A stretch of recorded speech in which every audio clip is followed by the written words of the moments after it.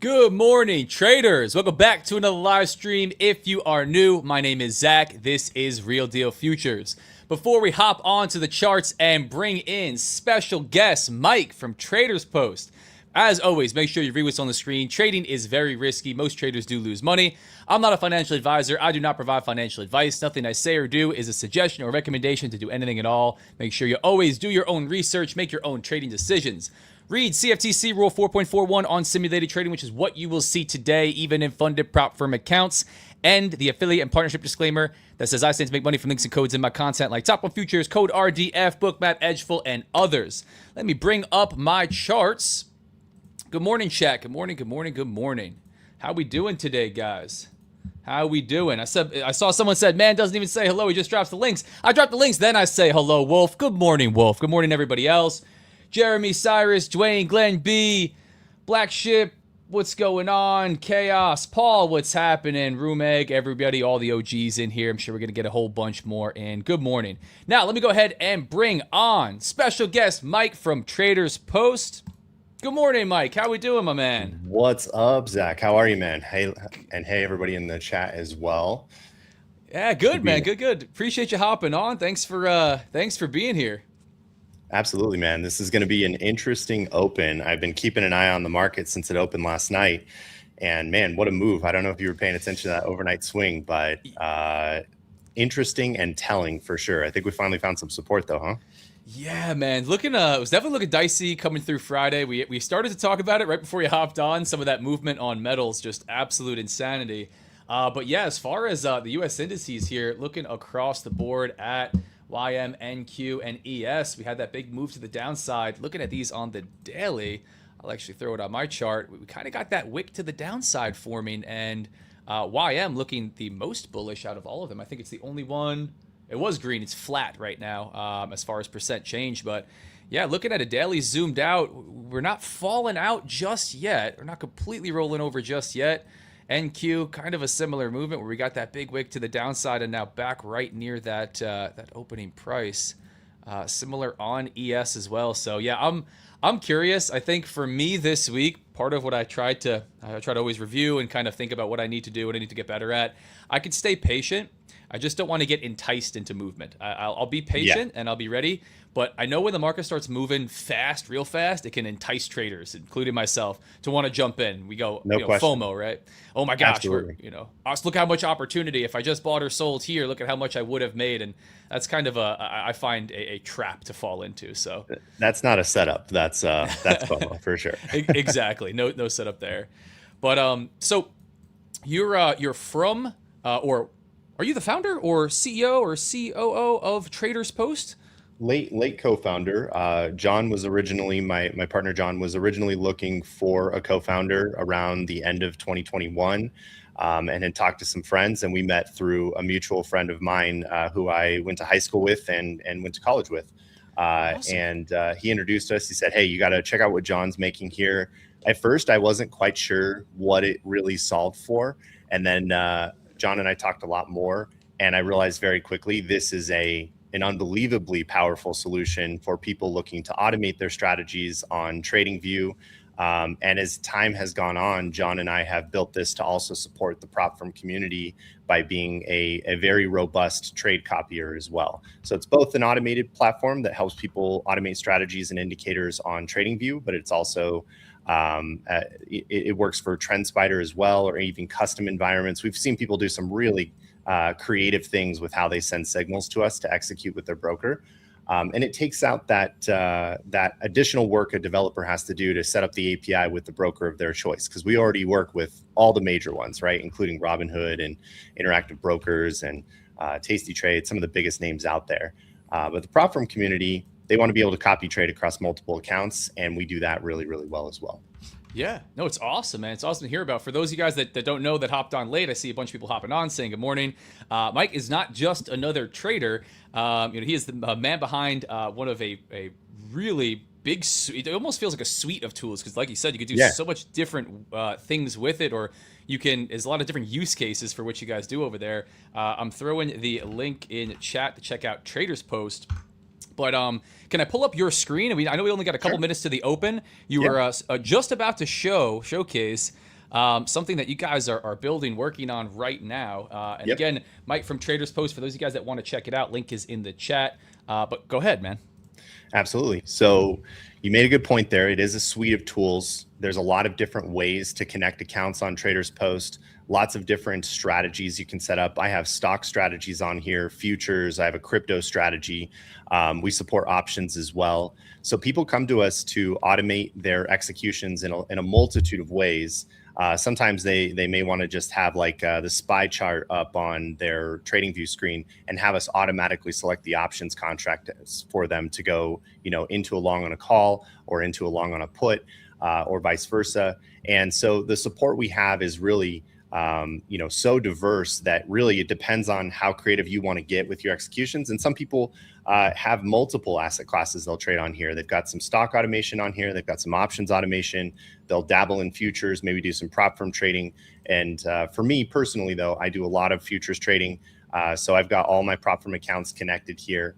And as time has gone on, the original version of this was to help people automate their alerts and indicators on TradingView. And I got it to a point where you could click a button and send a signal from TradingView using this little play button approach. And I had some videos out on it, but it's kind of clunky. And, not everybody wants to throw a line on the chart and wait for that to execute. So I built this thing called the TradersPost command pad. And my team and I have been envisioning how we might make this much more useful for day traders that are looking to copy trade like I am, even on our live streams every week. And so what this is doing is it allows me to first pick my ticker, and I can watch my chart over here on the left on TradingView, maybe quickly set up a quantity or just keep it as the default. I get the live incoming price, and I can set a limit order, a stop limit order, a trailing stop entry. I can set up my take profit and stop loss. And then I've got this thing here I call entry criteria and exit criteria. These are personal rules of mine that can be custom configured for the end user to decide what rules do I want to follow before I'm allowing myself to take this trade. And for me, I want to be in a sweet spot on ATR. I want to make sure that I take no more than a certain number of legs into a position. VWAP needs to be in a certain direction, and I got to qualify my trade by answering why am I taking this trade and what's the setup score. And from there, once I'm ready to take a trade, I can just buy long, sell short, cancel my orders, add to my position, exit half, maybe exit flat. And we've got a lot of order types that we're going to be supporting in the future as well for like break-even stops.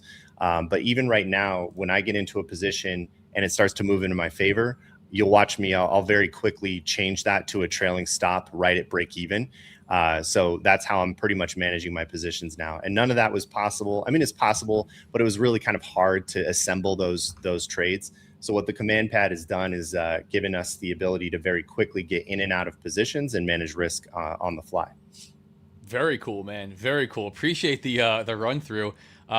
Such an advanced platform, and I think again, what I found really cool about it was, it's not like just a copy trader, of course, right? It's not exactly. just a code a bot, right? Like run a script. There's just so many different things you can do with it, and you guys are continuing to build out.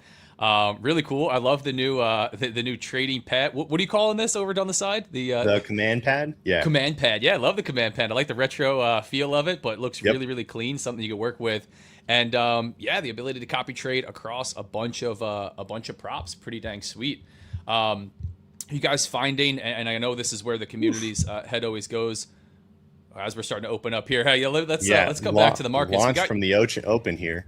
We got your screen up here. You're watching. Looks like MNQ. Yep, I usually trade micros, but I'm going to wait a few minutes from the open. I don't like to get involved right away. Volatility and the flush out is just too tough for me. But I can see we've already broken that initial resistance from the open at 552. The next stop for me was 677. There might be a little bit of resistance there as we look at the 2-hour chart. But honestly, it looks like the market is just in a rush to get back to where we were. This is exciting to see. So I'm going to wait a few minutes, and then I might be able to put a trade on and ride this wave for the rest of the session. Nice. Yeah, I'll pull my charts back up real quick here, give you guys my analysis on YM again coming into Monday morning, man, especially after after a Friday like that. Just in other markets, not really in YM. It hasn't been too crazy to deal with. I mean, Yeah. none of these regions have been too wild. I am gonna stay a little bit patient off the open. I don't have a beautiful trade coming right off the bat. I like it, and I know we've traded live together once before. If I'm going to take something really aggressive into the open, it's more of a mean reversion trade. It's Right. kind of from the middle ground, from VWAP, maybe volume weighted average price, from yesterday's volume point of control, which we were sitting at, Friday's volume point of control, but back to that middle ground. We opened up to the upside here through pre-market, a little bit, yeah, Asia, London. Coming back to VWAP here, there's a trade that would be a long, just a kind of a continuation long to say, hey, I think we're going to rally. We broke yesterday's low. We came up really aggressively. We've already hit this volume point of control. Retested VWAP, and now we're going to take off. Maybe you run a really wide stop or even something just tight to catch a bounce here. But Yep. I'm going to stay patient on this one, at least for what I'm doing. Still coming into today on YM. We started to talk a little bit about getting a little more aggressive on props, on trading intraday momentum in general. I'll wait to discuss that a little bit more as we watch this open. But for now, I really don't see an immediate trade coming. I don't know that I want to fade this movement overnight to the upside. Yeah, here's a beautiful bounce on YM. I don't know that I'm going to short this thing. As we started to come down through VWAP here, I could have seen maybe a really aggressive test lower into this area, like the 48,700, 650s for a really aggressive long. But at this point, I'm just going to stay patient. But yeah, here's a really nice pullback to VWAP and then a bounce right back up. But just a little aggressive for me to jump in the first 120 seconds into the NYSE Open on a Monday. Like you, I don't love to be involved in that volatility immediately, at least for what I'm doing generally here on YM.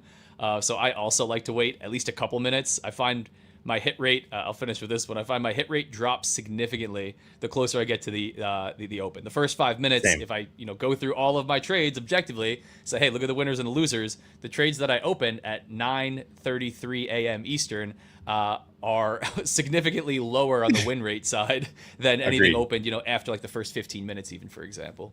Yeah, the volatility in the first couple of candles on the 1 minute chart is just it's insane. There's usually a lot of flush outs for a lot of different reasons. It's hard to peg direction too. And I think as we observe a lot of how retail trades, that opening range breakout is a fairly common viewpoint. So I'm waiting for ATR to come down, get into a sweet spot, find where positioning is, find where point of control is. It's the same for me. My sweet spot is the first hour of the session, not to be confused with the first few minutes of the session, though. It usually shows up about a half hour afterwards. Yeah, I think a lot of traders do get confused by that. Like, trade the NYSE Open, like trade the Open, right? And that's what we're here to do. Yeah. But that doesn't mean you have to trade literally the At the first first 10 candle, seconds, yeah. right? Like the first 1 minute candle that opens up that you need to Okay. be long or short off of that. There's a lot of momentum and volatility that comes in for that first hour, right? For sure. Even after that first hour, once you get that initial balance set, I think that provides a lot of reference. But not to talk through it, watching this thing, we pulled back really aggressively to crack VWAP here on YM, and now we are pushed to the upside. So this isn't too tame of an open relative to what we've had the last week on YM. Wasn't too crazy. This is definitely some movement. We are already pushing 600 point daily range so far in YM, so we got some movement here. I'm really curious to see if we continue. I'm coming in with this kind of bullish, cautiously bullish bias, a little optimistic today. I liked this sweep of the low, pulling back down to VWAP. Again, I think the only thing that would have really aggressively allowed me to get long would be a trade entry really aggressively as we're selling off right into that open down here with a stop loss down below the low of the day. So for now, I'm staying patient. I could definitely see this moving quickly without me. I'm okay with that. I don't need to do anything immediately crazy. But I could also see us start to give some reference, maybe start to build some structure up here and provide a more favorable entry. So I'm patient on YM, guys. That's as usual. What else is new? Yeah, That's my analysis. I'll be patient on NQ as well. We've got some fairly large orders to break through if we're going to continue to the upside from here. I have Bookmap open on the left, which isn't in window here for you guys, but I see 55 NQ contracts at 675, which is basically right at this R1 level that I've been trying to pay attention to. If we can break through that, there's another 120 or so contracts at 700, which is only slightly above there, 50 points higher. So we've got some selling resistance to break through if we're going to continue. Nice. We are in the same boat using Bookmap. I also have Bookmap loaded up on the side. I'm loading up NQ to make sure I can get. Yeah, I wanted the one with the filter, the TM light, and the non-filter. If you don't mind, man, because I know so many people approach order flow just with a different mindset. They use it in different ways. So you're looking to the upside, you're looking at orders getting filled to the upside. Are you using those levels as potential areas of resistance, as potential targets as price is moving higher? A combination of both, kind of? Yeah, combination of both for sure, especially if I'm going to do a sort of a pullback and bounce entry. And in this case, that's most likely what I'm going to be shooting for here. We've already got POC coming in at 631. There's obviously this immediate buying pressure that came from the open. I want to see a pullback here down to the 649 zone roughly, if possible. I'll have to watch to see if that's even going to happen this morning. But I want to catch the trade down in this zone, and I'm going to watch Bookmap to see if buyers are agreeing with me at that price. And if I'm wrong, then I'm going to either cancel my order before I get filled. Just depends on what Bookmap is telling me about selling or buying pressure on either side. Nice. Yeah, I use it similarly. I was using it a lot on ES because it's just it's slower moving. You have these big standout orders, and you'd have 500 lots on the book, right? Maybe 15 points above current price, and I'm like, I probably want to know about that. I want to know at very least, if all I'm going to do with this software, which you can do a whole lot more, is be aware of where we have this big resting liquidity. That's right. Oftentimes the market's going to want to go check that out for lack of a better term, go sniff that area, maybe fill those orders, find some resistance there. If we're in a really strong market, what I've seen is those act like magnets, and then they just continue to add fuel to the fire to the upside. So I think for me, using Bookmap in context of what the heck's going on the on the chart itself, right? Where is that movement occurring? Are we blasting through levels to the upside? I'm probably not going to look at the first level of liquidity as resistance to say that's going to be the high of day, but I certainly want to know about it. And again, kind of like flip-flopping between or using it in conjunction between areas of potential support and resistance, and also targets. Or even like warning areas, right? If maybe I'm getting short on something and we've got a couple levels of liquidity above, like, do I want my stop loss to be right in front of that level of liquidity, or do I, is there a way I can get it outside of that by a little bit and maybe allow those orders to fill, potentially be used as resistance, and then come back down, those sellers step in. So yeah, powerful tool for sure. I think definitely something that you have to watch for a while and get comfortable with, like everything in trading, but cool to hear somebody else using Bookmap as well. It's been an incredible product. Originally, when I first started using it, it was around 2017, 2018, and it was largely for crypto trading because back then the books were very different for crypto than they are today. I ended up transitioning from Bookmap to my own environment. I started listening to the books through WebSockets and built somewhat of a bid-ask spread machine learning filter where I look for wide spreads and then basically look to take either side of that trade. And it was a fairly successful product that I had built for a little while until more and more participants showed up at the end of 2017 and I kind of got wiped out. So it was an interesting year of ups and downs for sure.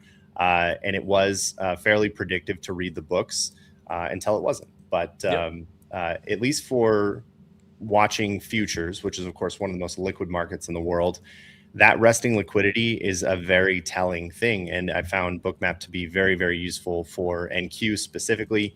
I'm very interested to know if the price points I'm paying attention to are the same that the rest of the market's paying attention to. And it served me quite well. Yeah. Awesome. Yeah. I use it in a similar way. I'd say I'd say I'm the kind of like I approach it like a dumb guy, right? I'm looking at it from a pattern recognition kind of a view. Sure. I know when so many people start talking about speaking about order flow, they're talking about market auction theory, really what's going on between these buyers and sellers, the volume being traded out, and I think it can be extremely useful that way. But I think a lot of traders do find the DOM intimidating. They find anything outside of maybe just a candlestick intimidating because of all of this conversation behind it. But I'll be the first to say you got to spend time with it, but you don't have to create this insanely complex narrative around it. I think it can be something like a candlestick chart that you could use and say, if I watch this for hundreds or thousands of hours, will I recognize some patterns in the way that price moves as it approaches this really big lit up red line or orange line on Bookmap? And I think over time, you will. So for anybody out there that's intimidated by the Bookmap chart, which can look crazy, I always get comments, what the heck is this heat map looking predator, like That's from right. the Arnold Schwarzenegger movies. It to me is a simpler way to read a DOM, which can just be so fast and not give you any of that historical action. So yeah, I big, agree. big And fan. and you really do have to kind of clean it up a little bit too. I think the default settings out of the box are a little noisy. Mhm. I use it primarily to see the levels I care about. I try to tune down some of the noise just a little bit. The cumulative volume delta is an important indicator for sure. But then also the order balance imbalance, or excuse me, the order book imbalance ratio is another important one to pay attention to. At moments, there are going to be these flashes of orders that take place on the book. And of course, those resting orders can be significantly outsized the other way.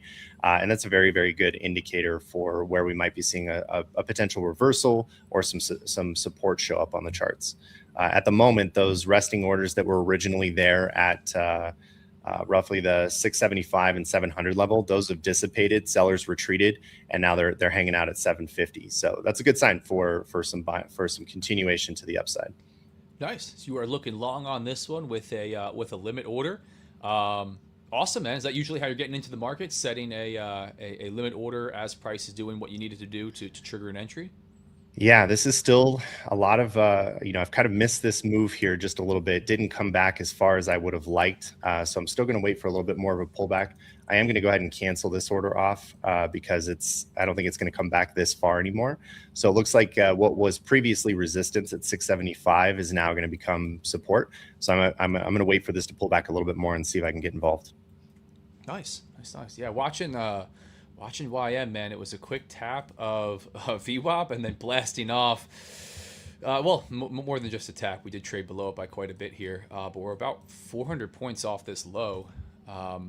Really showing some strength, headed right back above, obviously above pre-market highs, but right back above Friday's high here from the 30th. This is interesting. I think now we start to get to that kind of decision-making point in the market. I'll zoom way out on the 15-minute chart where, for me, are we just going to test this next, maybe arbitrary zone level of interest that I have marked on my chart, coming off of some highs, this area that's been back and forth, back and forth. We're just going to consolidate up here, maybe drift lower, put a bullish bar in, but this is going to be it? Or are we really going to open up to the upside, show some strength, and say, hey, we're going back towards all-time highs this week? I am interested up here. There's a potential really aggressive short play. I just don't love it today. I think we showed so much strength down here. We swept Friday's low, and now we're taking off to break to the upside. I don't know that I want to step in front of this type of bullish movement here today, where what is my I have to start to ask myself, and this helps me as a trader, and I think you could do this for whatever strategy or approach you're trading. Zoom out to the daily, right? Look at the price action, Right. and we're into NYSE, right? And there's only so much time that's going to be left in this entire trading day before this candle closes out. What is your thesis? Is your thesis that we, from here turn, and now this is going to be a very long wick to the upside, bearish bar where we're going to come lower down here?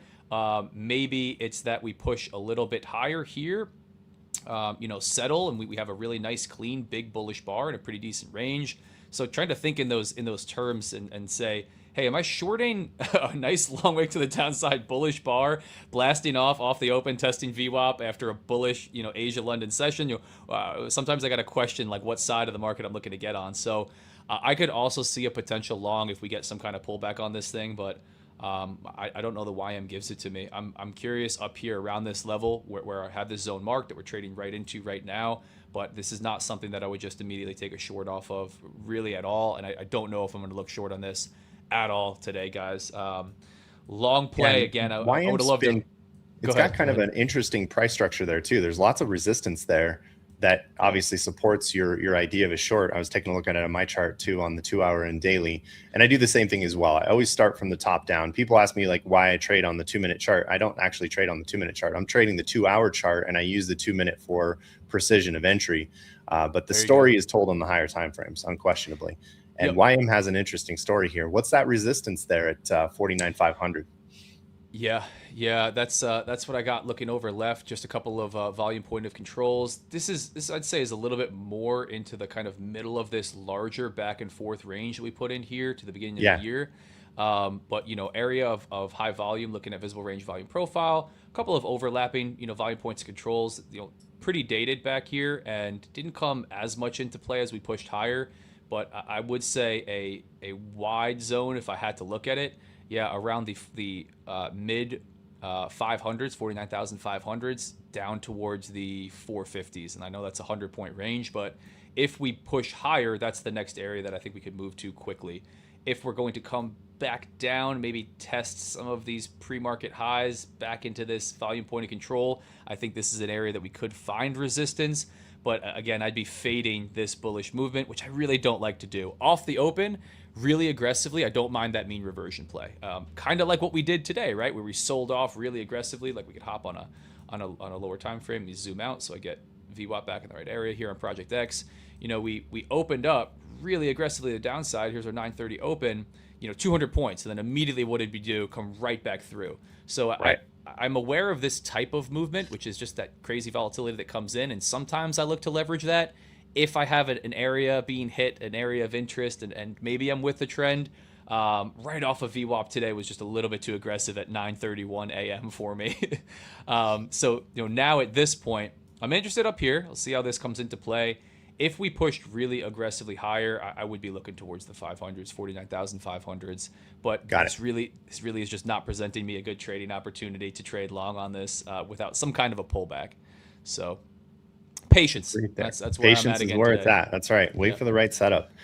Yeah, we've got a little bit more of a march towards that 750 line, and as I mentioned earlier, the sellers had retreated back to 750. They're standing ground there. I see 53 and Q, 11 below that, 15 below that at 737, and it looks like that's starting to show up on the charts here as we print candles. Resistance looks like it's around 736. POC has reestablished at 705 as well. Maybe my limit order gets filled this morning. We'll see. Nice.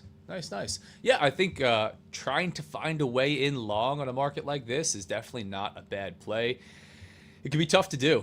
As we get that push to the upside, I think so many traders find it difficult to buy into strength, right? To try to flow with the market, which is usually the right thing to do. Risk structure, can be difficult. Finding a good invalidation point if we get a big movement like we have on some of these, even through the overnight session, to say, hey, if we pull back here, I want to be out. But there's I think multiple schools of thought on that one. It's tough. Those sellers are getting overpowered. There's no question. And I see the potential of just wanting to jump right in right here. But I've done that so many times in my career. I have no interest in chasing price. I want to catch it. And if I don't get a chance to catch it here, then that's okay. I wait for the next one.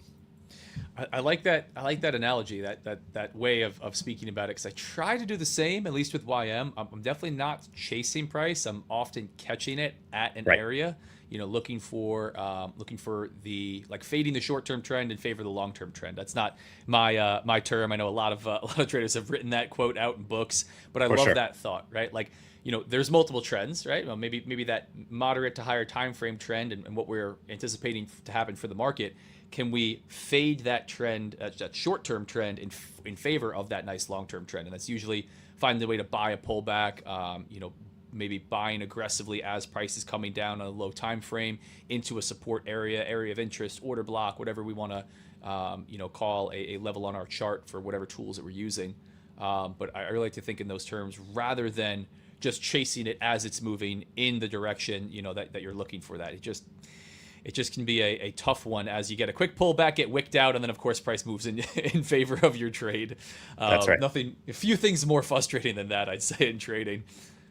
Well, the good news is I do I do have some longer term holdings which are starting to show excellent performance now. So it can be one, and that's actually really useful to be long the market elsewhere while you're doing this, knowing at least I'm doing well in my stock portfolio and in my Mm-hmm. Roth accounts. Mm-hmm. While I'm waiting to find a trade in these prop firm accounts, that keeps me from wanting to chase, knowing that there's some performance happening elsewhere.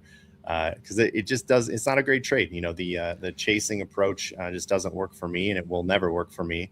I want to wait for a good setup. You know what I mean? Yep, for sure, for sure. I find myself feeling similarly. I do quite a bit of higher time frame swing trading, some options, and it can keep you a little bit more patient. Sometimes it can be a little bit painful if you're getting cooked on prop accounts and the market's selling off as you're positioned pretty long.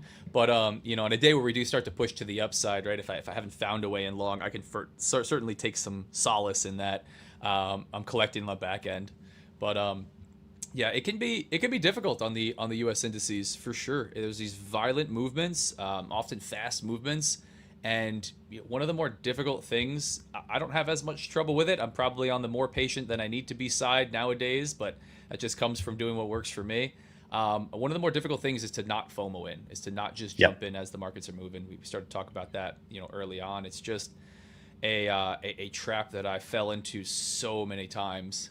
So if you could define what your setup looks like, wait for that to come, put your trades on without reservation. I think you're operating in the way that makes sense. If you're doing anything outside of that, where you're not waiting for your setup, you're not waiting for the conditions to be right, the market to come to you, and then put the trade on, you're chasing, you're gambling, you're kind of jumping in, hoping for one thing over another to happen without consistency. So it's difficult to do. It's not fun to sit around not taking a trade, for sure. But even if you are a higher frequency trader, I would encourage you guys to define what your setup looks like, even if you use quite a bit of discretion, and wait for that to happen, right? We kind of want to be reacting to what's going on the charts rather than being proactive, throwing positions on, anticipating one thing to happen over another before market generates that information.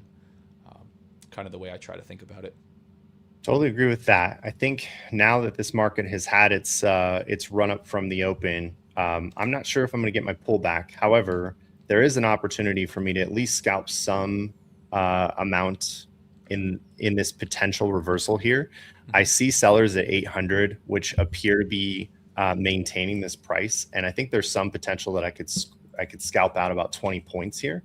So I'm going to give that I'm going to give that one a try. This could be the reversal for the morning. I don't usually like to fade this kind of bullish momentum, but it's usually good for about 20 points to see if we can come back and retest VWAP. Nice.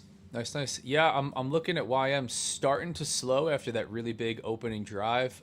If I had to take a trade, I use the saying "gun to my head," but I never have a gun to my head. At least I haven't yet while I'm sitting in my office here. But if you had to take a trade, which we don't have to do, right? I'd be short for sure on this one. I just have zero way to structure risk to the upside, and I could see at least a pullback down on YM. I don't want to. So this is why. So I'm going to interrupt myself here. This is why I like Bookmap. As I'm saying this out loud, and I'm looking at 800 as a potential place to short from, and maybe try to scalp out 20 points. 173 contracts just showed up at 762.50. That's way too much buying pressure for me to want to get involved now. There's too much support here at 762. And sellers would have to eat through a very large lot in order for that to continue in my direction.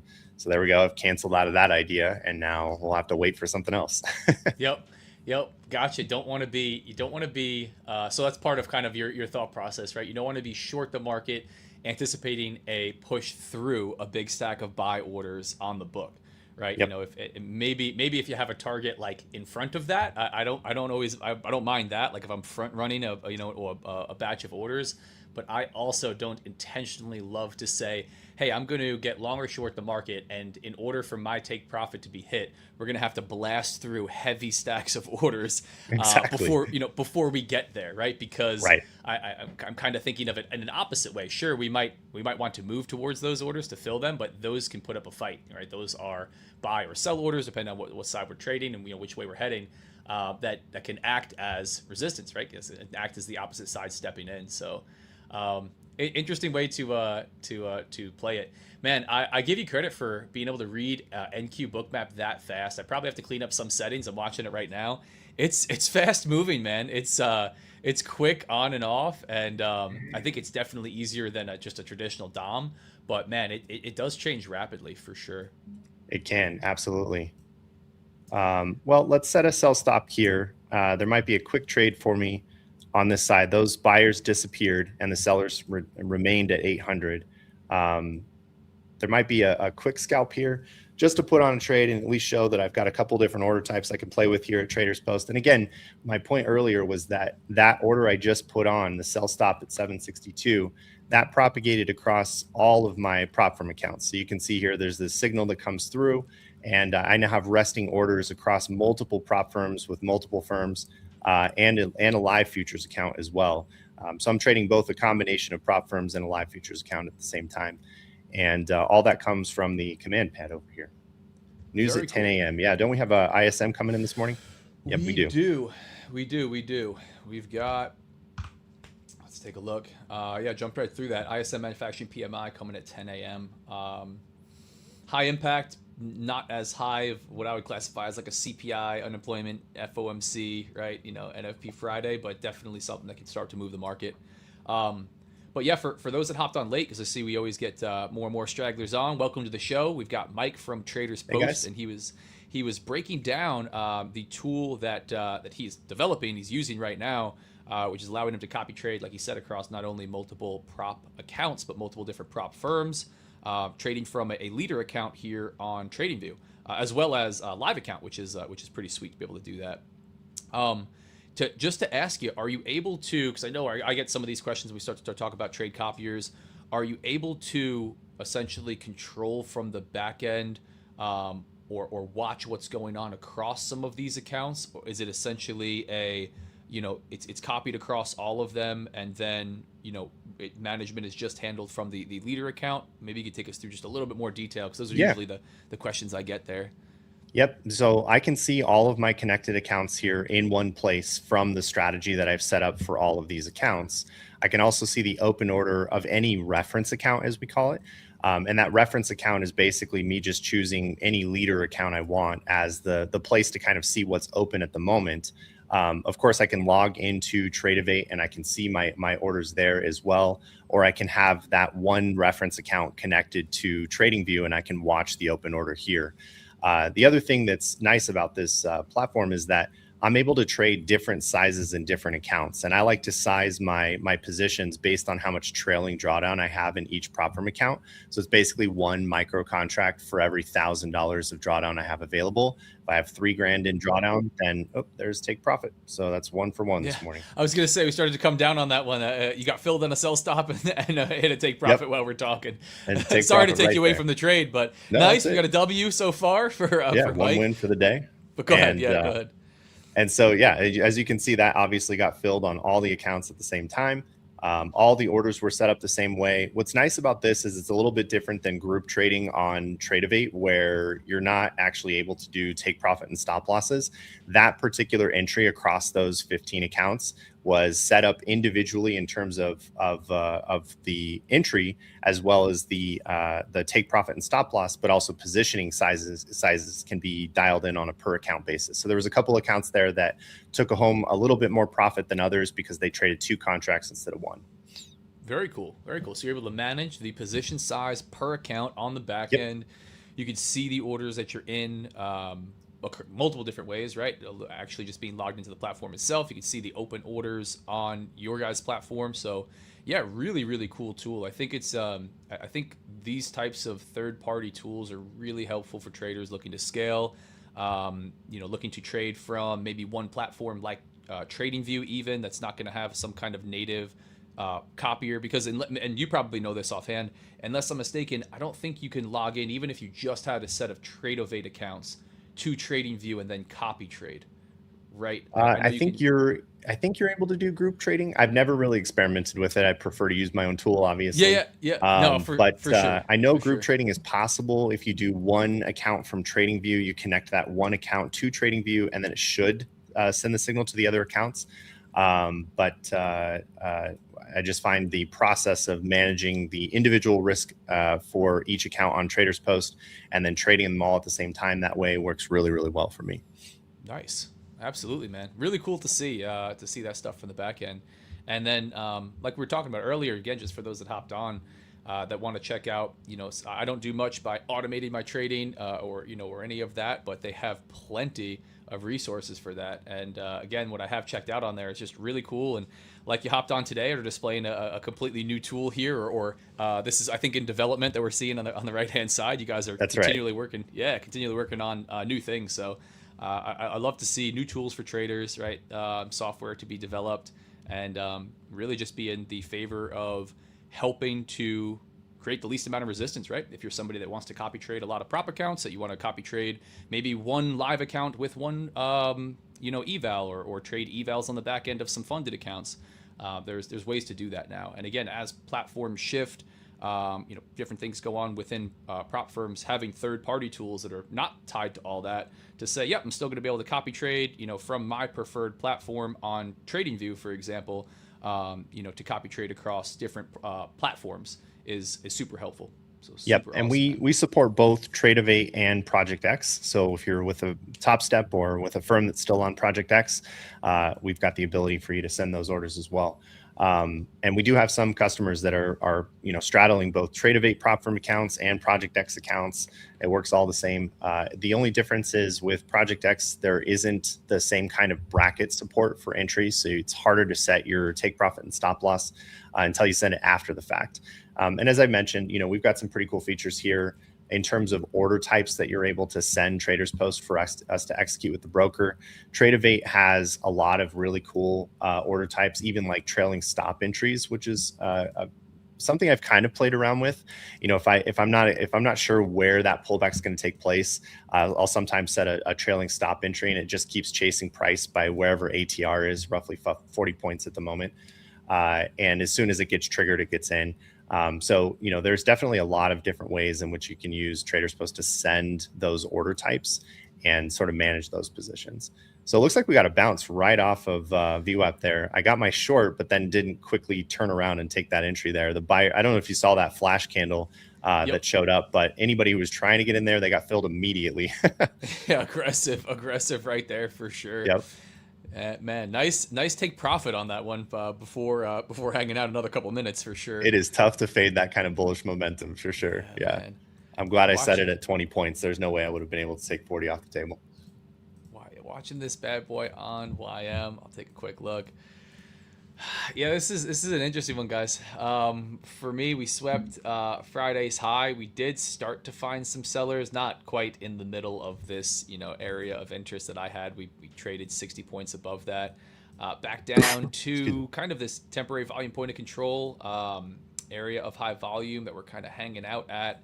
I still think decision making time. I think if you were very bullish on YM, which I kind of am today, this could be setting up for a long play. My question, unfortunately, is just where the hell does the stop go on something like this? I think we could easily pull back down to this area right here, right into this pre-market high. I think my play on this is going to be waiting a little bit longer, watching to see what happens as we come into this initial balance setting. And then looking for that continuation style trade where maybe we do drift for the entire day. If we were going to fade this, like I said, gun to my head, if I had to take a trade in here as we were trading, it would have been short. But I don't know that I would want to be holding right here. I don't know that even if I was short off the top of this, that my thesis is again that would be that we turn this this higher time frame candle bearish. That I really believe that we flip this thing to the downside. We certainly could. I think we could see some really gnarly continuation out of this market to the downside at any point. Anything can happen, especially in these markets where we have just crazy geopolitical influence, every single day coming in, comments and things that happen. But for now, on this looks like a really nice sweep of last week's low, Friday's low, and a drive higher, breaking above that candle, pushed into the upside. So I'm really cautious stepping in front of this thing on the short side. If we get a nice deep pullback, long is really what I would look for on this, a long play, but this isn't enough for me to structure risk for me in any meaningful way. I really wouldn't want to stop right here at VWAP, above VWAP, and that's wide. So that's 200 points right there on YM. So patience for me. Going to be a patient one. So I've been sitting here watching sellers at 800. There were originally almost 700 contracts resting there, and then it dissipated down to about 92, and they just got wiped out. So this is very, very bullish from the open here. If you've been long, I am proud of you. Well done. Yeah, good job. If you guys found your way in long, and we started to talk about it, before we hopped on, being able to trade a little bit longer time frames, holding on to stuff.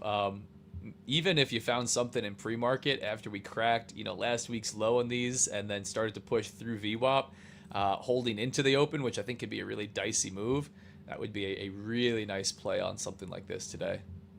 This is great. So I've been watching price action on the 2-hour chart. This is usually my guiding principle, is to really kind of watch the higher time frames daily and the 2-hour chart. That's my sweet spot for higher time frame analysis. And I've been monitoring this regression trend, which is my favorite tool for trend following. And this regression trend just found the bottom here at 194. That was the overnight low. We're about to break the top of this regression trend. If I extend the lines here, this will make a little more sense. We'll push this out, and you can see we're starting to push outside of that regression trend now. I think in the next 2 hours or so, if we close above this 800 price on NQ, I think that's it. We've broken out of this downtrend, and we might be forming a continuation to all-time highs from here. Nice. So I like that. So starting from, maybe you could take us through a little bit of what's on your chart here. I think most of it is self-explanatory as you have it up on TradingView, and it's labeled there. But you've got a really clean higher time frame regression trend tool that you're using to identify, maybe some areas of support and resistance. Right. And maybe you're waiting for either support to be found, resistance to be found, or the opposite, like we're seeing right now, a breakout and maybe a continuation of the upside. How do you structure that, bringing it down to the lower time frames to actually find your entries, coming off of some of these areas of interest? Yeah, that's when we start kind of zooming in. And by that, I mean, I like to put these R1, R2, R3 lines on the chart so that when I go down to the lower time frames, I see where those levels are. And obviously they're arrival points for price throughout the session. As I watch Bookmap, I'm also looking to see if I can get confirmation on those prices as well. And typically about 80 to 90% of the time, the levels that I've plotted on my chart here show up on Bookmap. There's usually large lot sizes just hanging out there, waiting for price to arrive there. So what I'm really looking for, especially if I'm going to go long or short here, is I want to see how price action is going to present itself on the lower time frame in these bands of support and resistance. So right now we're in this R3 band, and I'm expecting there could be some resistance here. I see sellers starting to show some resistance at 837, but all morning they've been retreating as buyers have continued to add pressure to the upside. And if I'm going to take a short, let's say, I'm expecting that sellers would have to really present a new set of candles that convince me that we're going to go down. And if we do, and we close below this band, then I'm hoping to take a run for 120 to 150 points to come back and retest the R2 band. And that's usually how I trade, is just level to level, waiting for price action to present itself properly on the lower time frame, but obviously with the higher time frame support and resistance as my guiding principle. Nice. Yeah, really nice, man. I love it. I love it. I think really similar to how a lot of traders that I've had on the show are trading in general. And then obviously there's always so many different nuances and the ways the tools they're actually using. But level to level, right? Utilizing price action, volume, order flow, some combination of those to identify areas of interest, key levels to trade to and from, and then waiting for some combination of those tools to present an entry in and of itself. which is awesome to see, man. Really, really cool on NQ. Now, I'll ask the common questions that I almost always get. Average take profit and stop loss sizing. I know you're dynamic with contract size based on drawdown, which was really cool to Yep. hear. I think that's a great way to approach it. Are you running something fixed? Do you adjust to volatility? How do you navigate that? I do adjust to volatility. I have a filter for where my sweet spot is on ATR. I kind of built this custom ATR suite here, which gives me both the short term and the Of the course, you 14. have a custom ATR, Mike. What? Custom built ATR to give you the perfect stop loss sizing. Yep. This helps me understand where is price arriving throughout each session right now. How big do these candles get? How far does ATR diverge? And there's a sweet spot for me in this green band here where I really don't want to trade if it's any lower than 18 or 19, which is kind of the long-term ATR average on the 2-minute chart. I use the 2-minute again. I'm looking for precision in terms of where these candles start to present themselves throughout the session.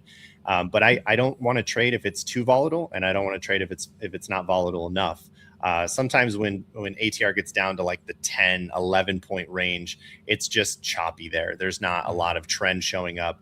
I don't like to trade the first few minutes of the open because candles are usually, 80, 90 points sometimes, and that's really easy to get chopped out at.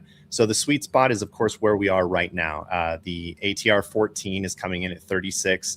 The short-term ATR just came down a little bit. We're starting to see some consolidation here on the 2-minute chart. This could be resistance. Sellers like this price here at 837. I might have an opportunity to put on another short here because this is coming in right at the R3 line. We have a couple hours left in this candle on the 2-hour chart, and it really can go anywhere. So we could wick into this band and pull right back down and test the R2 zone. So if that happens, it would be because sellers are going to start showing some resistance here, and we see a reversal start to show up on the chart. But the ATR is my guide for how I size as well and how far I'll set my take profit and stop loss. Right now at an ATR of 37, I'm going to be looking to set my take around 45 to 50 and set my stop around 40. So it's usually about a 1.5 to 1 risk to reward ratio. Nice, awesome, and a little over the ATR on the 2-minute chart. Exactly. Yeah. I want to leave enough room for the stop to not get stopped out right away. And again, that kind of depends on where the 2-minute is showing, or excuse me, the 2 ATR is showing up. I look at a 2-candle ATR and a 14-candle ATR. And the thinking behind that is I want areas like this that are starting to consolidate a little bit so that if I get in, I'm not getting stopped out immediately. Mm-hmm, mm-hmm. Interesting. Yeah, really, a really interesting approach. I appreciate you breaking it down. I don't mean to quiz you, but you have No, I don't mind sharing. yeah. I've got a lot of juice to share, and I know the community loves to get really technical on what traders are doing. So that is awesome to see. I don't know that I've ever seen a trader use not only 2 different ATRs, like a short and a long term. A shorter time frame and a longer time frame ATR, but also a range in between there to give them a good feel to say, hey, if we're outside of this range, either direction, super volatile or very, very low volatility, I don't want to trade. That doesn't fit well. So I think for anybody listening, I don't use ATR as much. I'd be lying if I said it wasn't hidden on a lot of my charts just to view on higher time frame stuff. I don't use it as much because I'm mostly on the 15-minute, but what I will do to measure it is be very twitchy with the measurement tool. I'm constantly measuring out candles as they're forming.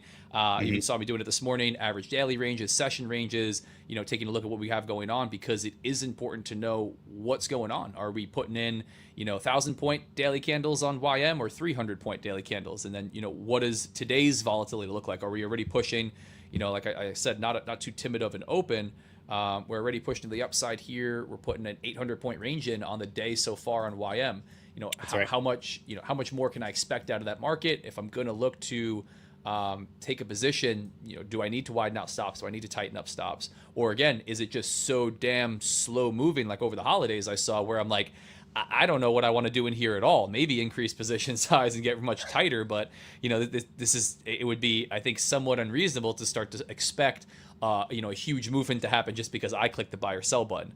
So really important, I think, to a skill set as a trader to find whatever tools you want to use, however you want to approach that, but to understand volatility. Because if you take away the price and time axis, we oftentimes don't even know what time frame we're on, let alone the point or tick size of those candles. It's really impossible to know.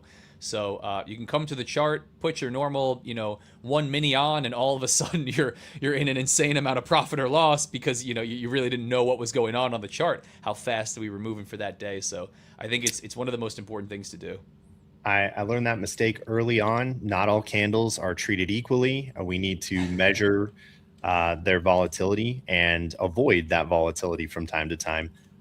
It's just not worth it. Even if you size down, I might put 1 micro on, but price is moving so fast and those candles are so big that you just immediately get stopped out. What was the point in losing $40? Let's keep the profits coming. Yep, absolutely, absolutely. Now this is solid. I'm watching YM up here. Again, I just it's sometimes I huff and puff on the stream. my chat knows for the way that I've been trading YM, I do stay pretty dang patient. This year has not provided me an enormous amount of opportunity to get the trades that I like on, but yeah, for me up here again, kind of decision making point around these highs. I'm curious to see if we crack this one more time and start to come back in. I would be tempted on a short play.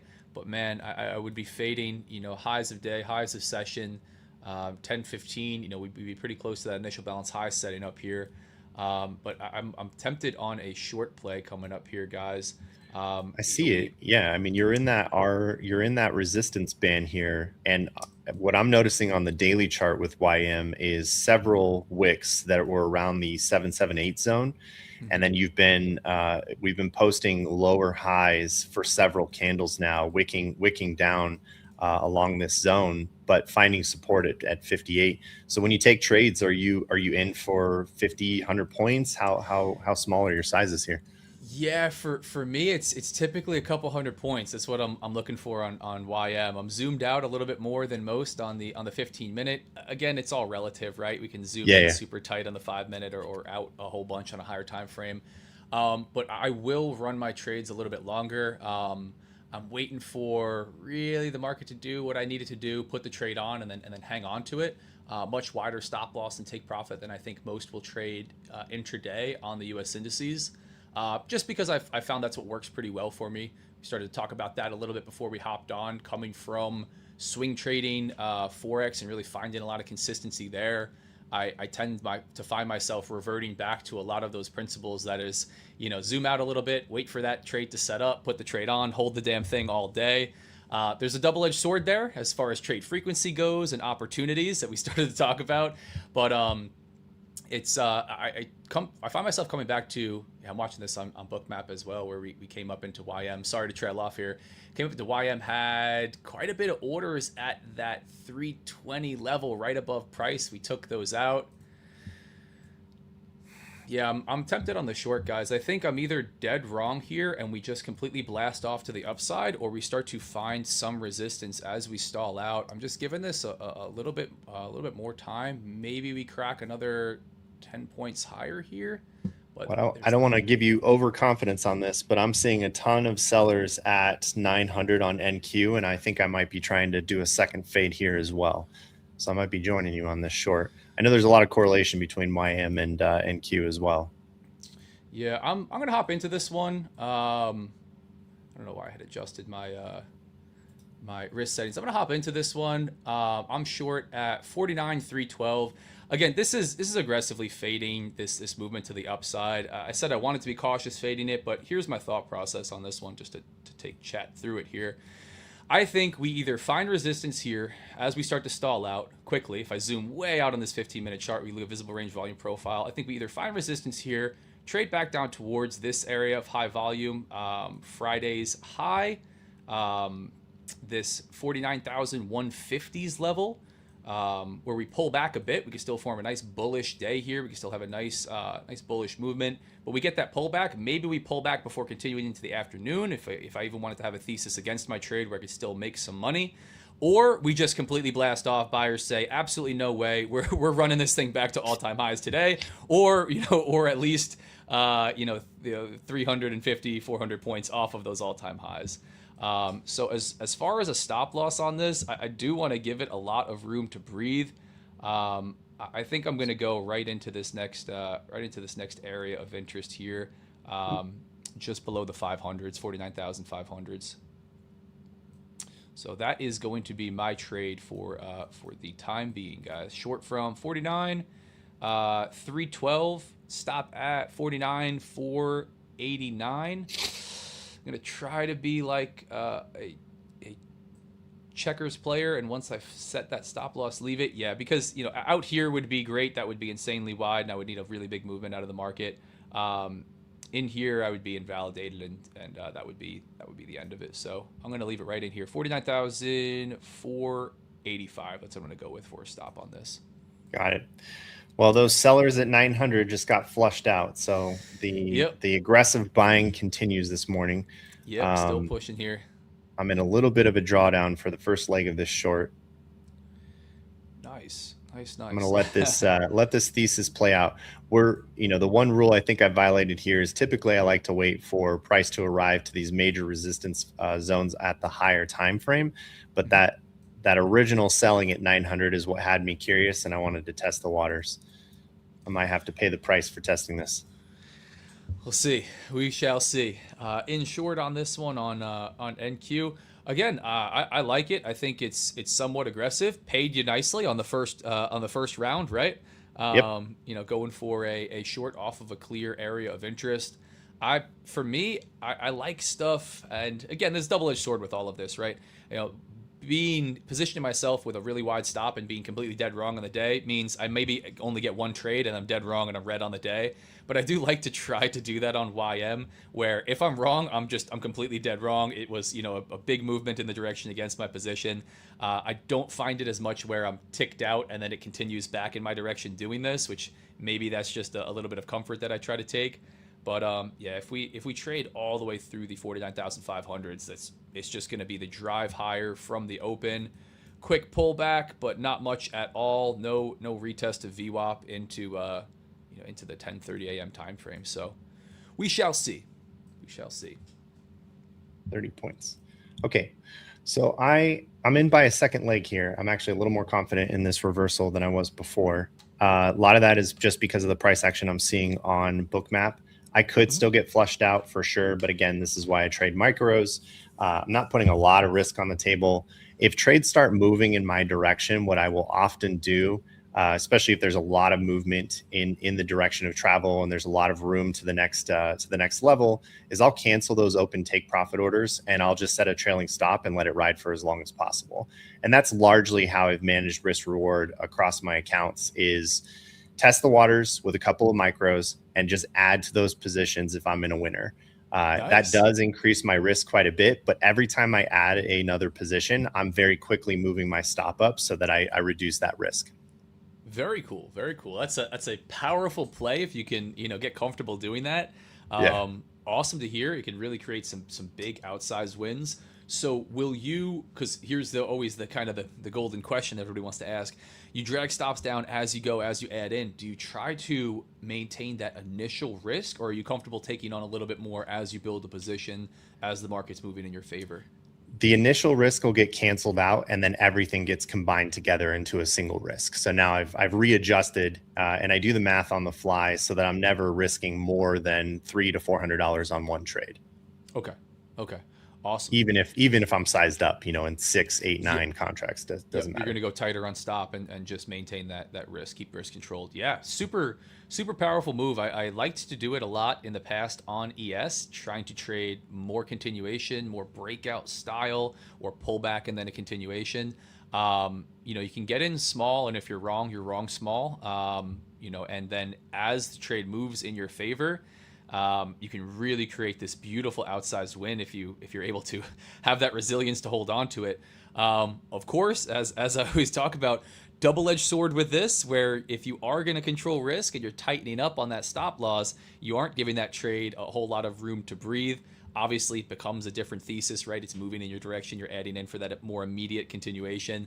But there are those days where, had we just left the trade to begin with a wider stop, smaller size, maybe we survived the pullback down, a little past our entry, and then a continuation. But I think it all comes down to style, finding what works, right? Reviewing over a large sample size and saying, hey, yeah, some are going to come back to stop me out for a full stop, and had I just left it alone, that's okay. But the ones that Yep. continue in my direction that I add into drastically outweigh, the amount of profit that I'm able to put up had I just not done this at all. So large Exactly. sample size, thought And price process. action has to arrive that way too. You can't just do it on candles like this right now. What I'm seeing is resistance here. You can see that with this consolidation appearing on these four candles that are on the chart. And on Bookmap, sellers keep showing up and pushing price down. The buyers are trying to push it up a little bit higher past the 900 level, and then more sellers arrive. And that's what's helping me gain confidence to just hang out here with my two stops at 912 and 919. I'm basically hanging out outside of where this fight is taking place, so I don't get hit myself. But as soon as this fight is over and the sellers win, if they win, then I will pull those buy limits off below, and I'll see how far this can travel for. Nice. Yeah, I like the style, man. It's really cool to see. Really, really cool to see, right? Trade management and how much that could come into play. Really making or breaking, an approach, or for a lot of what traders do that I see, it could be a lot of the edge. It could be a lot of really what they're doing is just finding a good spot to start their position, and then given market generated information, they're doing something different based on what the market's telling them, whatever tools they're using are showing them, order flow on Bookmap, price action, and continuing to have inputs that move in their favor over a large sample size. So awesome to see, man. Yeah. Now I don't mean to quiz you as you're in the position, because this is a good one, but we might have a good demonstration of it.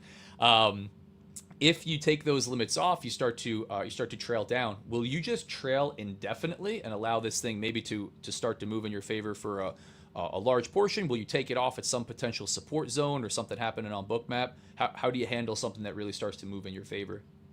Yeah, so I have a couple of things I need to pay attention to.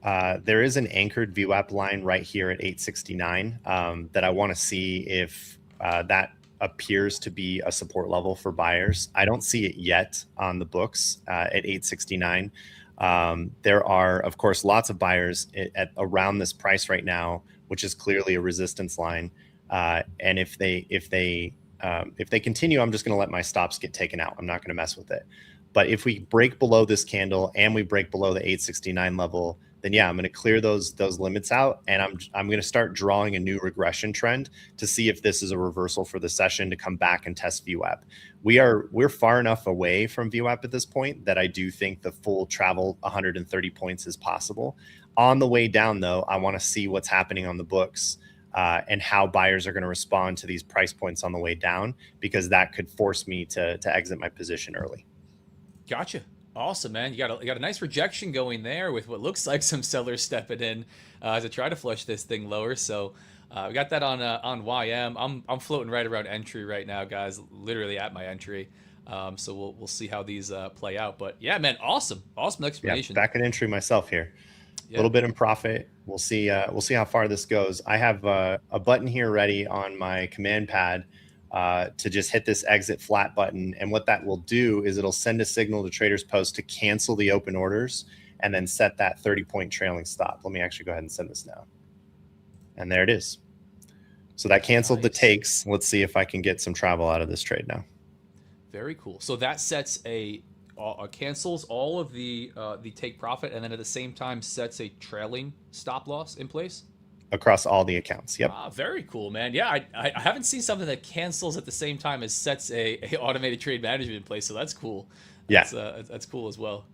Definitely one of the more powerful features of TradersPost is that we're able to look up your account, determine what your position is, and we can manage your open orders as well. So being able to cancel those open orders and reset and replace a new order is definitely a powerful feature, especially as you're moving on the fly here and managing your risk as the candles present themselves. Very cool. Very, very cool. Awesome. So far, so good. So like I mentioned, that anchor VWAP was going to be a point of contention, and sure enough, buyers are trying to find that as support. Yep. We shall see. I think we're due at least for a little bit of a pullback in these. Does it have to happen? Market can do whatever it wants. We could just drive higher and grind higher for the entire day, which does occur often after some strength. I'd like to see this at least for YM. Somebody was asking about booking profits. If the trade started to move in my favor, which we tested entry. Let me come back over here.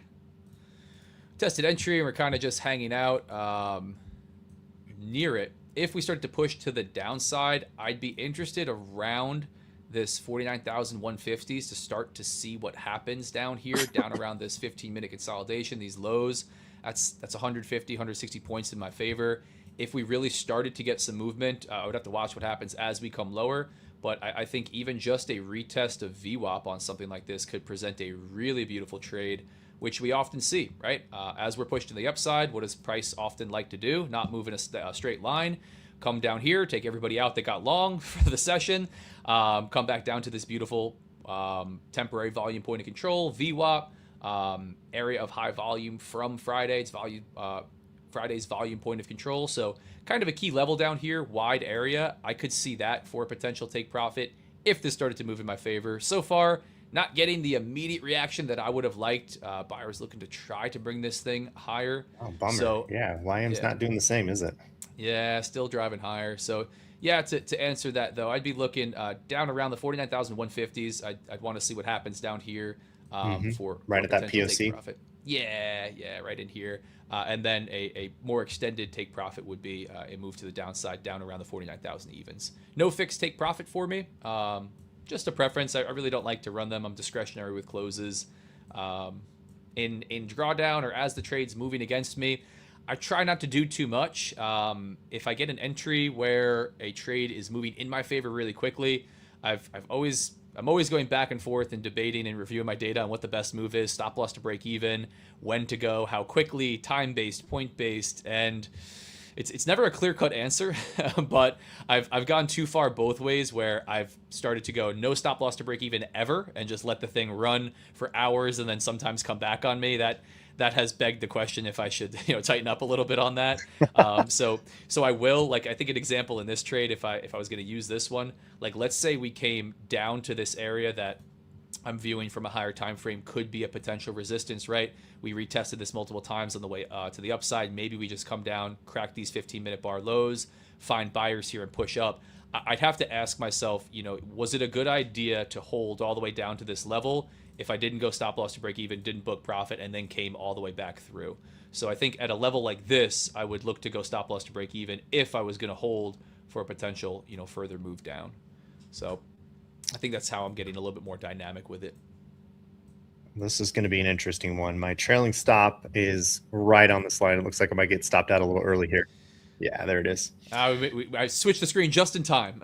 Yeah. And that's okay. We stopped in profit there across all the accounts. Let me go open up the strategy here. You can see all the accounts are closed out except for TradeStation.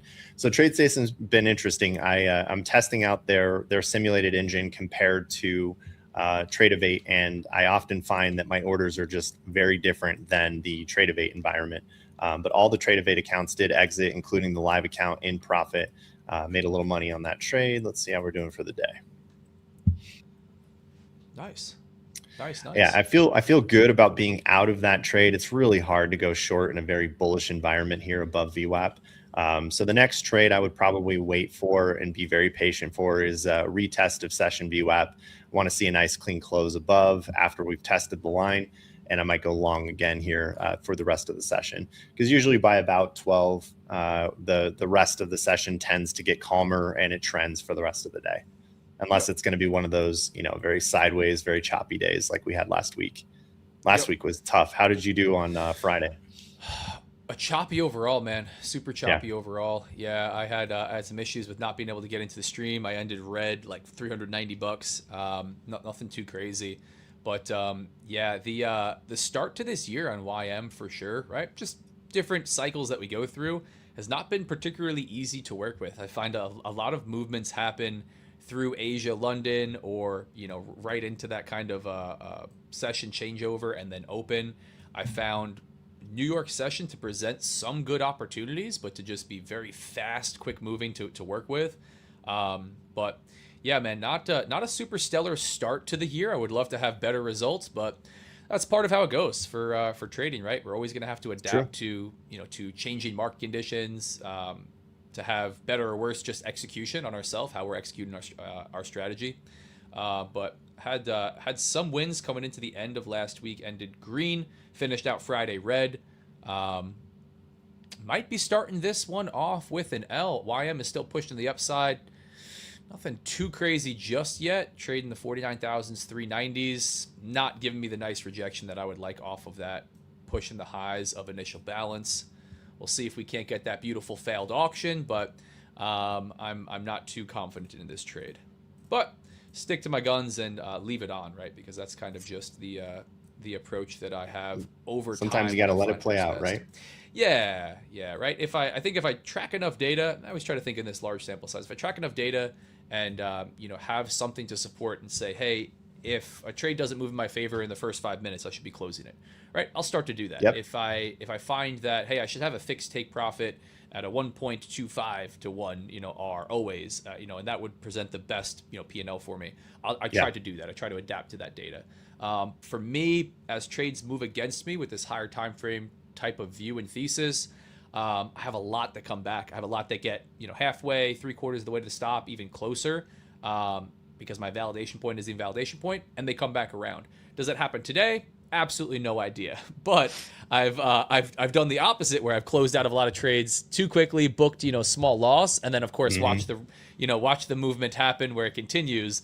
And you start to ask yourself, well, if I wanted to get out there, why wasn't my stop loss there? Why did I manually take myself out? So it's that never-ending reviewing, improving, right? Trying to find the 100%.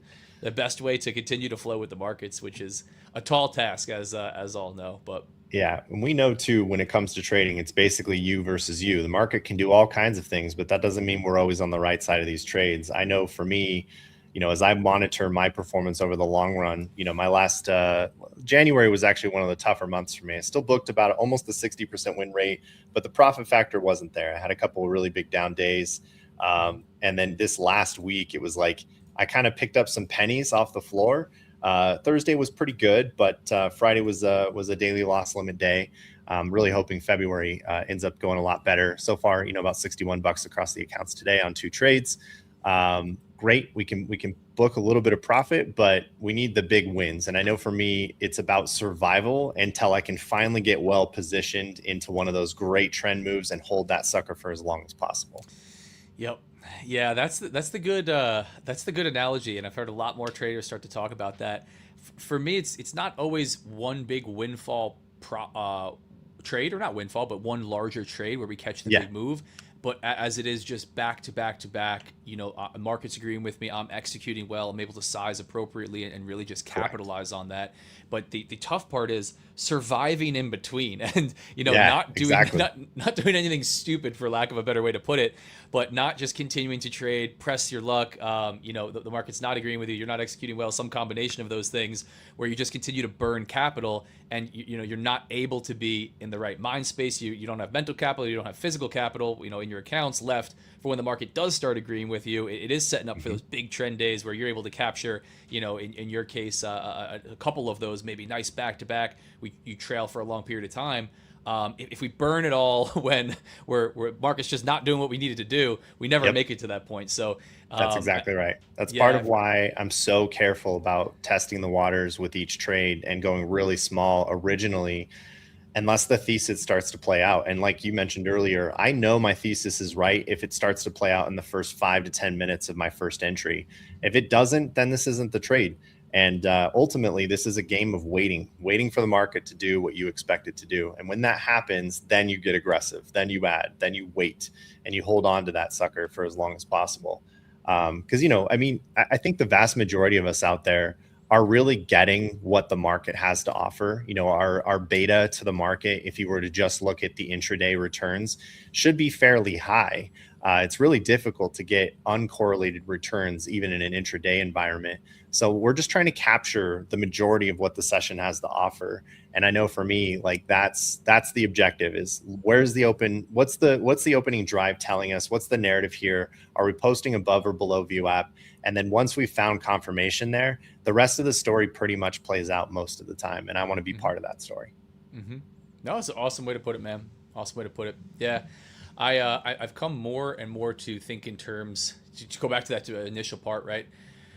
What is the market trying to do? What is it telling us? What's the thesis on this initial movement? What's the thesis on my trade? That top down, higher time frame to lower time frame approach. Keeping it pretty technical because for me, trying to factor in all of the fundamentals and what the market should and shouldn't do just never seems to bode well enough for me. Little bit of sentiment. Should I be aware of something crazy going on? Just trying to flow, with what the market's showing you, for Yep. sure. So well, we had awesome. some interesting questions here in the chat here. Yeah. One, most likely for you for sure. How can I boost my psychological thinking throughout the trading day? How can I boost my psychological thinking throughout the trading day? When I talk in terms of psychology, it usually comes from a couple areas. I'll field it first, and then I'll let you give the 2 cents.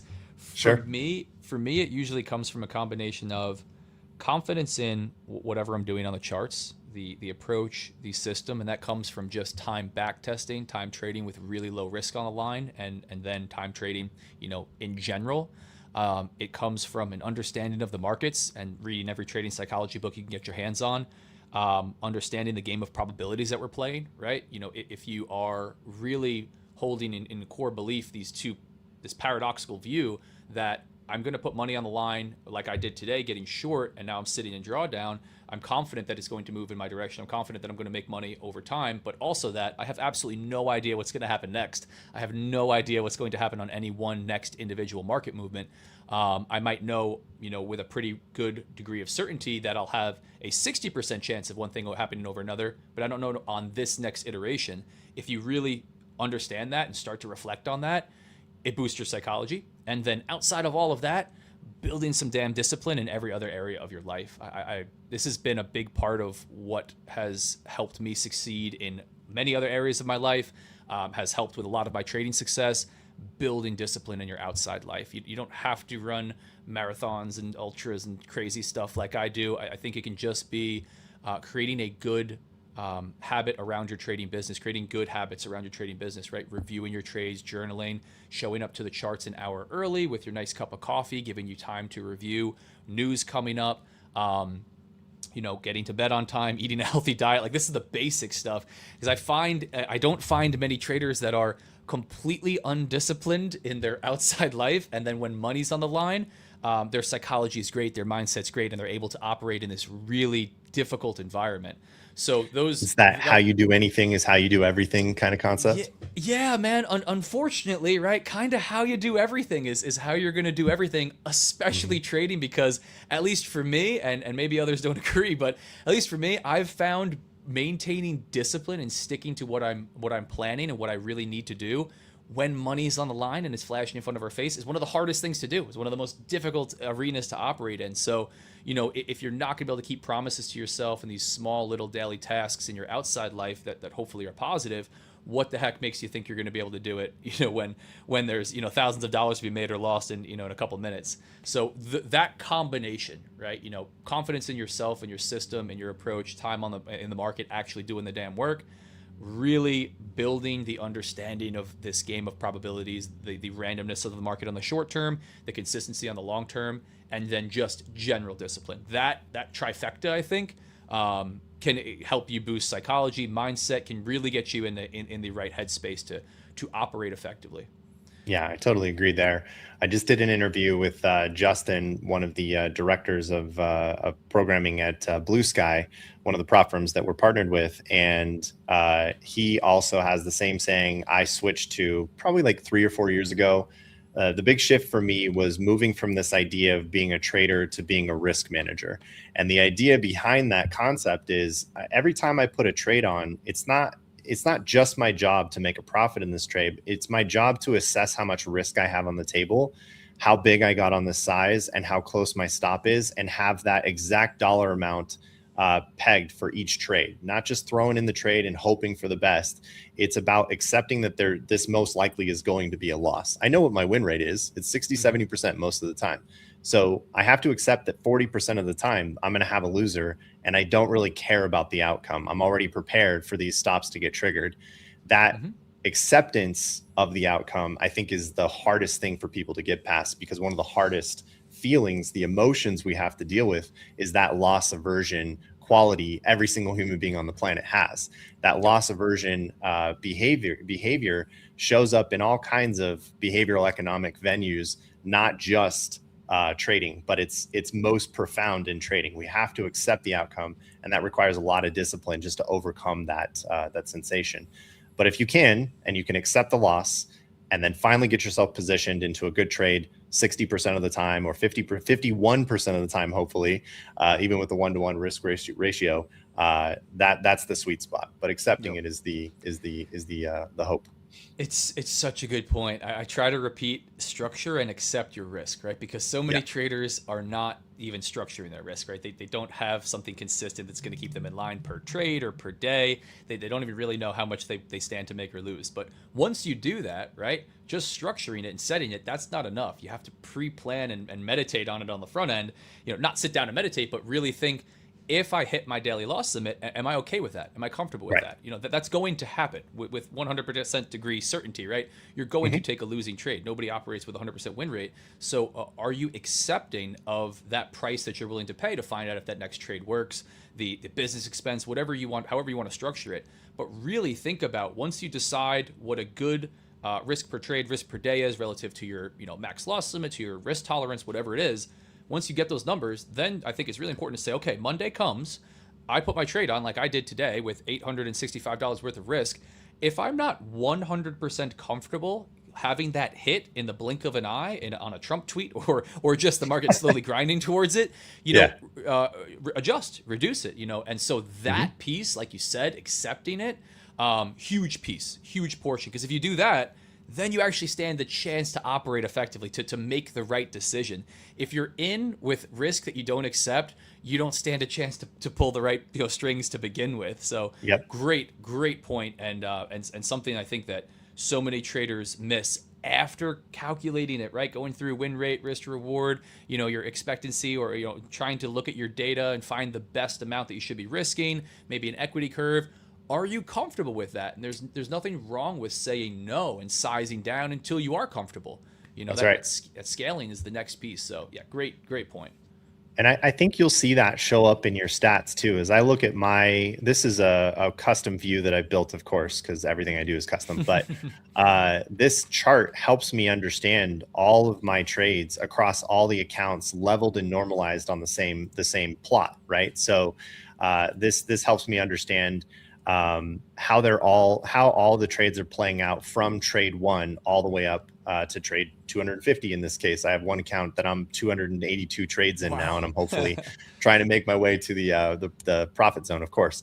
But you can see along the way, this is very consistent performance. In the past, when I've evaluated this behavior in my own psychology, those charts look very different. If I go back to some of my losing accounts here and show you what tilt looks like, that is what we're trying to avoid here. This type of nonsense where we see these big sell-offs, this consistent losing pattern that just shows up out of nowhere over about a 20 to sometimes 30 trade period where I'm just over trading, hoping to win. Well, none of that works, and I figured that out pretty quickly.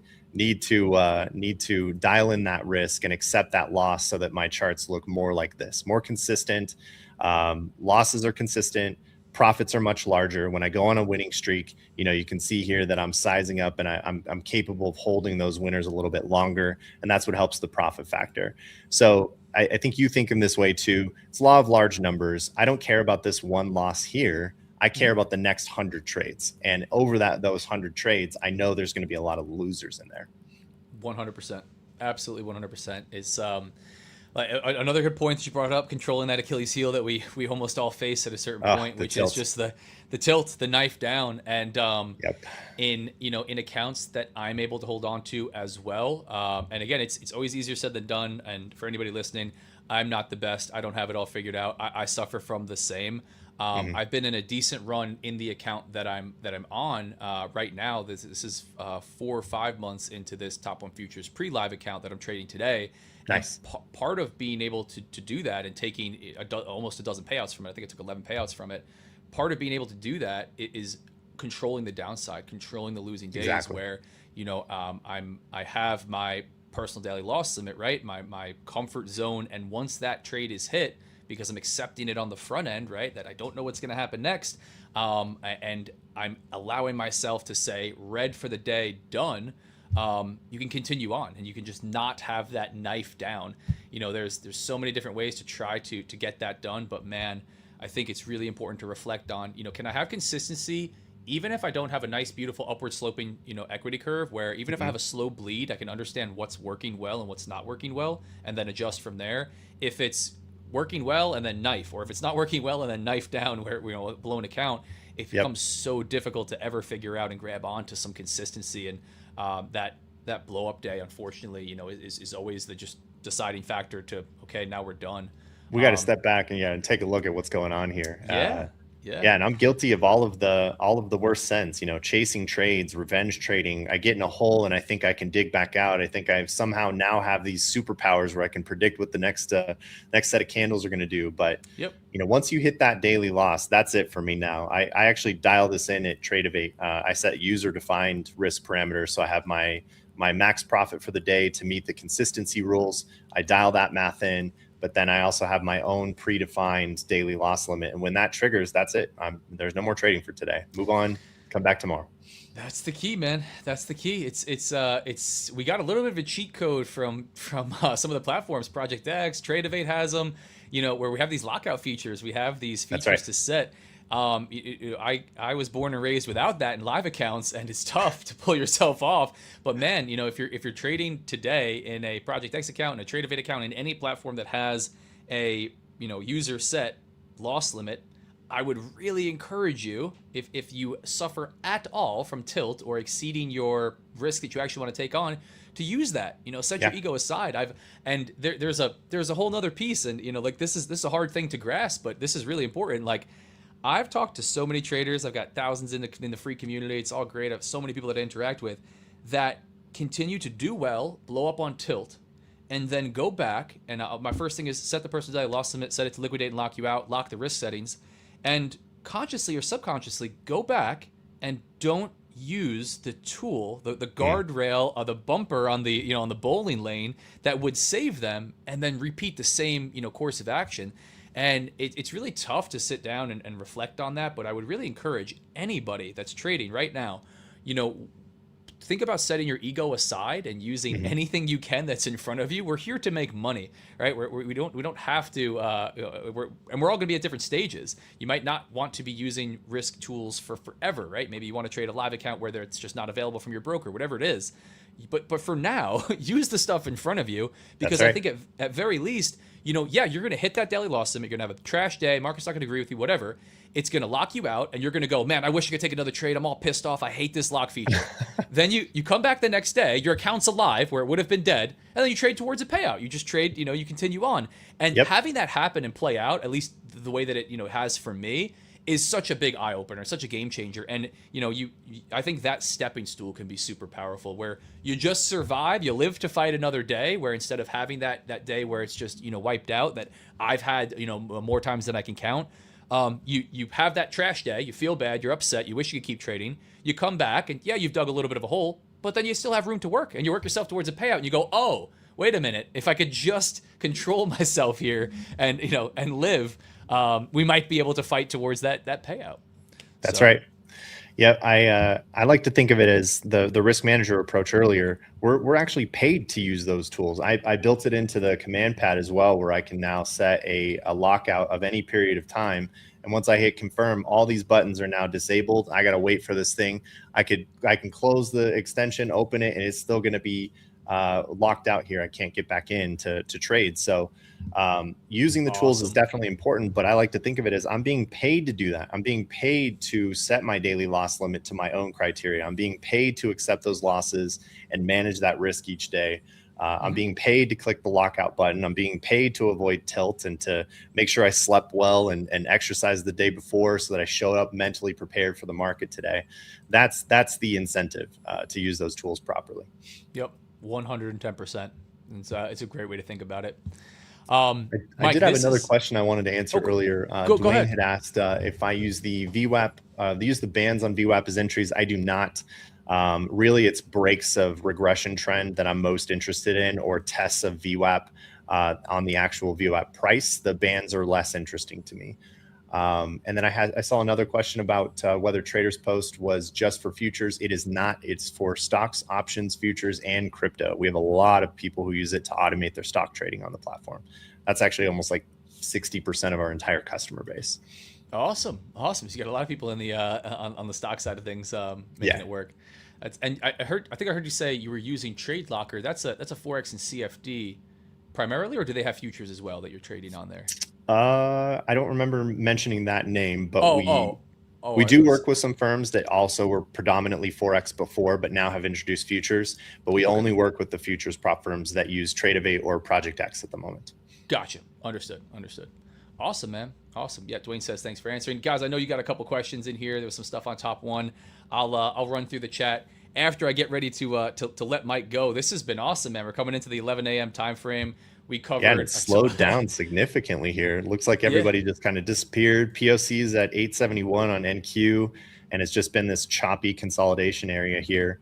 As I mentioned earlier, the next trade for me is just waiting to see if it comes back to VWAP. There might be a bounce there and maybe a trend for the rest of the day. And that's usually where drift starts to show up. But looking at the higher time frame, I definitely see this as being more of a bullish move here. I think we may come back to confirm 824, which would now show up as S1 on the charts on the higher time frame. If we broke this move and the market said, okay, that's enough selling, then it's fireworks from here. This could be a fun bullish week. Yep, that's what it looks like. Unfortunately, YM still pushing the upside. I'll take. Yeah, I saw that. I was noticing it was even going a little harder than NQ. It's maintaining its strength for sure. This one does not look great. We're getting a test all the way up above this January 29th level. We'll see. Last ditch for it, but unfortunately, like we talk about, don't know what's going to happen next on any one trade. Don't need to make money, but never fun to take the L. But for me on this one, I could tell you at 865, I'll be done for the day in this account. That's it. I will wrap it up right there. It's nowhere near the the that's daily better loss than limit that I'm allowed, the few pennies I picked up here this morning. So no. But Mike, this has been awesome, man. I'll get ready to let you go. Chat, don't go anywhere. We're gonna run a giveaway afterwards, but we'll run the duck races and everything after we let Mike go. Please tell the people again where they can find you. Check out TradersPost. You bet. Yep. Check us out on at TradersPost Inc. on Twitter. We are sometimes TradersPost on other channels. We have a fairly large following on YouTube as well. Check us out there. We do live streaming in a show we call Price Action Live 4 days a week. So my Mondays are reserved for guys like you. Appreciate you having me on this morning. I'm very grateful. But Tuesday through Friday, we do our own opening market show. I trade just like this. I showcase some of the tools we have. But we are, of course, as a team, also working towards our own payouts with the prop firms and have our own approach to market. So, we built a tool for traders, but we are traders ourselves. We know our tool well. We built it to solve our own problems, which, of course, is like the best of running a company is building something you actually use and are actually passionate about. And we love sharing that space with our passionate customers as well. I definitely look forward to doing this again in the future. Absolutely, man. It's been a pleasure. I really appreciate you coming on, answering questions, taking us through what you guys have going on, even some of the brand new stuff that's still in development. Really cool to get to bring that to my community. So I appreciate it. For anybody listening, again, check out Mike on X as well as TradersPost. They stream live. Really, really cool suite of tools that have so many different use cases for anybody looking at software for trade copying, for coding, a lot of the stuff that you saw demonstrated today. But Mike, man, thanks a bunch for coming on. Hopefully we'll run this one soon. Thank you. All right. Cheers, everybody. All right, guys, don't go anywhere just yet. That was an awesome session with Mike. So much information dropped on this one. Don't go anywhere just yet. I think you know what's coming up next. It's going to be giveaway time. We're going to run the duck races for a straight to funded account from Top One Futures, an Ignite instant funded account. I'll run through the chat. I saw you guys asking a bunch of questions. We had such good conversation there that I really didn't want to take away from. We were bouncing from strategy to what they do at TradersPost all the way to mindset. That was awesome. I'm still running this trade in drawdown, $570, $560 in drawdown right now. Again, I'm short one mini 49,312, stop at 49,485. But give me about 2 minutes, guys. I will be right back.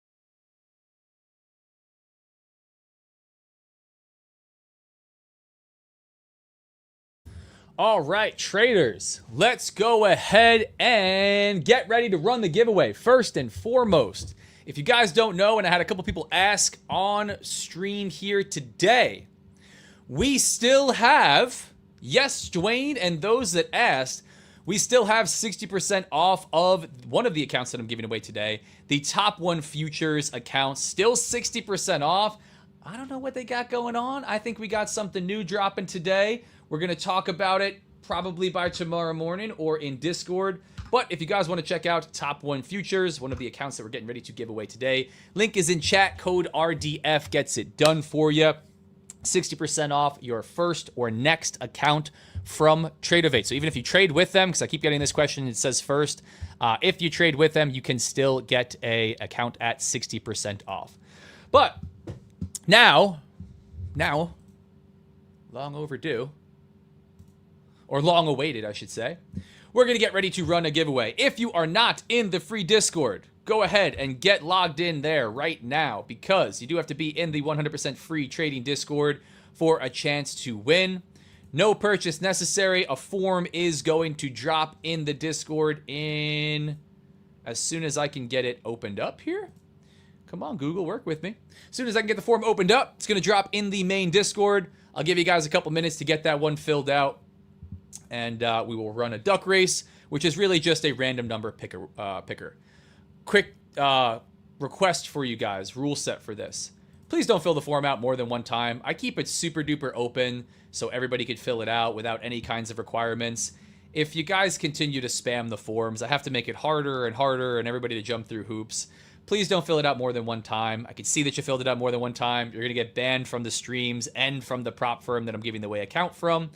So don't do that, man. Don't ruin the fun. Also, you have to be on the live stream to win the account. If you get the form in Discord and you're not in Discord or the live stream, it begs the question how the heck you got the form in the first place. So please hang out on the live stream if you're going to fill the form out, which is going to drop as soon as I can get this opened up. You guys are going to have to bear with me for a second because Google is not working with me. Google form, what's up, dude? What happened? We want to run a giveaway, man. The people want to get funded. And then again, as you guys fill it out, I will answer a couple questions. I saw we had a whole bunch of questions rolling in the chat. I'll try to run through and answer some of those. All right, here we go. Now we got the form that's going to drop in the Discord. And again, guys, link is pinned to the top of the chat. I saw somebody... did I see somebody say that? Oh, not posted yet. Yeah, don't worry, guys. It's coming. It's coming. Google, what's going on, man? Sorry, guys. We're almost there. We're almost there. What happened, Google? Sorry for the delay. Let's see. Do we have a giveaway form that's working? Yeah, there we go. Now we got a giveaway form that's working. All right. In the main Discord. Boom. There we go, guys. There we go. In the main Discord, in the main chat, we have the giveaway form. If you're not in the Discord, here's the link to join the free Discord, even though it's pinned to all the top of the chats. There you go, boys and girls. Feel free to hop in there. Appreciate everybody that hops on the stream. Remember, you can hang out here. You don't have to do anything. You don't have to join a Discord. You don't have to fill out a form. This is if you want a chance to win an instant funded account from Top 1 Futures. But remember, I appreciate you guys either way. You find value, feel free, hit like and subscribe. You enjoy hanging out. You enjoy getting a chance to talk and hear from more traders and software developers like Mike at TradersPost. Feel free, hit like and subscribe. I'm trying to do more of that. But you do whatever you want to do. You do what's best for you. But I'm going to give you guys a couple minutes to get this one filled out. I can see responses rolling in already. Give you guys about 3 minutes to get the form filled out, and then we will run the ducks. So let me see why you guys are getting that done. We had a couple questions. Let's see what we had going on. Yeah, forum. We talked about the forum. You guys got the forum in the main chat. Cool. Let's just see.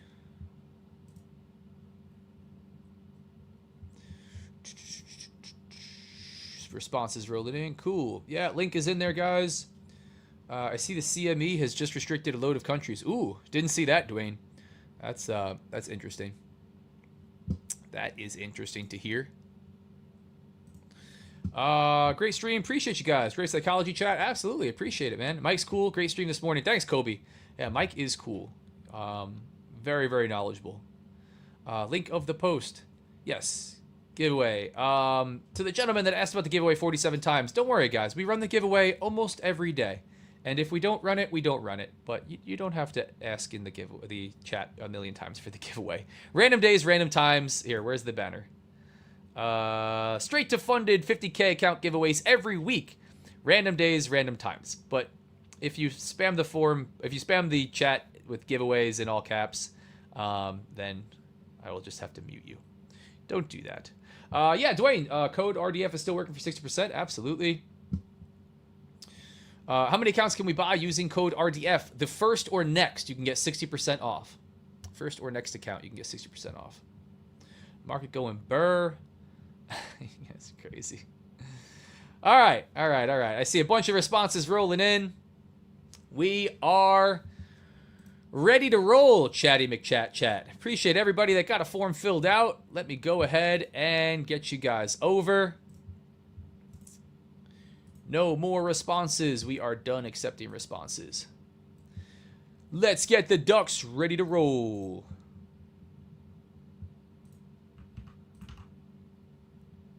Sorry that this one took me a second, guys. Usually I'm quick with the form. Google's lagging out today. I don't know what's up. Might be on my end, but why is everything taking so long, Google? I'm not a fan of that. As long as our trading platforms are working, I'm okay though.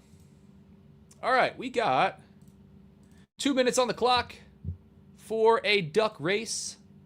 This is for, again, a 50K instant funded account. 50K Ignite instant funded account from Top 1 Futures. If you win, the account will come directly to your email from Top 1 Futures.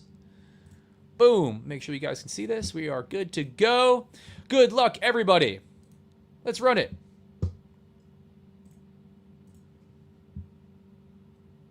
No, we don't want to install a duck race.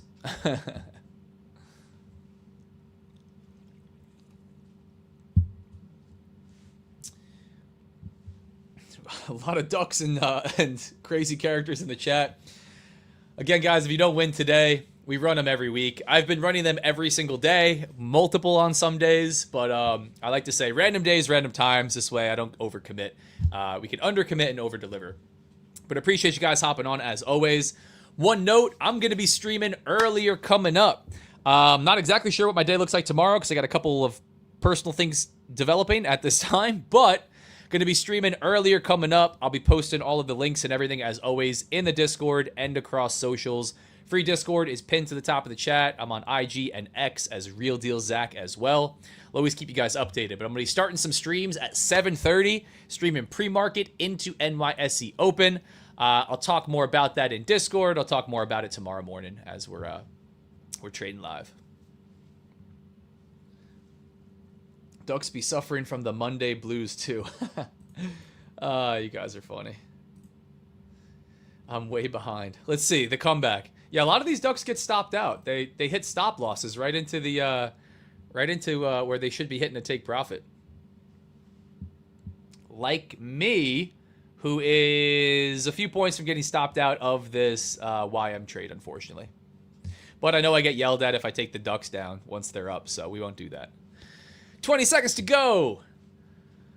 The 87 witch duck, Tushar up front. Looks like he wants to take it. Fast money formula. Mo, Nemo, Rob. Rob down on the bottom. 23. These are different Robs. Let's see, let's see. Oh, we got a lot of stop outs there, guys. A lot of ducks hitting stop losses. Paul Memphis taking the win. Paul Memphis, the number 22 duck. He's here. He's a Discord OG. I've already seen him. Guys, thank you for hopping on stream. I'm going to go ahead and get ready to wrap this one up quick. Remember, real quick, if you want to check out Top 1 Futures, W's in the chat for Paul. Let me get the duck off of here. All right, ducks. I don't know why they make him quack 1,000 times at the end. Whoa, hold on one second. That's not what I meant to do. I got rid of the screen that I was sharing. Hang on before we do the outro here. We got... There we go. 60% off your first or next account from Top 1 Future. Shout out Top 1. Remember, guys, I'm partnered. I'm affiliated. I stand to make money. You got to do your own research, right? I appreciate them supporting the stream, supporting you guys with a whole bunch of free accounts, but always figure out what's best for you. Do your research, decide based on the rules, the pricing, that something is a good opportunity for you personally. But if you want to check it out, link is in the chat. Code RDF gets it done. Appreciate you guys hopping on. I'll see you guys here tomorrow again and the rest of the week streaming live, except for Friday. Hop in the Discord if you want the free schedule. The full schedule, excuse me. Quick disclaimer, I'm not a financial advisor. I do not provide financial advice. Nothing I say or do is suggestion or recommendation to do anything at all. Make sure you do your own research, make your own trading decisions. Trading is very risky. Almost nobody makes money trading. It's a crazy thing to do. Read CFTC Rule 4.41 on simulated trading, which is what this is, even in funded prop firm accounts. And the affiliate and partnership disclaimer, this is I stand to make money from links and codes in my content, like Top 1 Futures, Code RDF, Bookmap, and others. Appreciate you guys hopping on. Thank you for being here. I will see you in Discord. I will see you here tomorrow.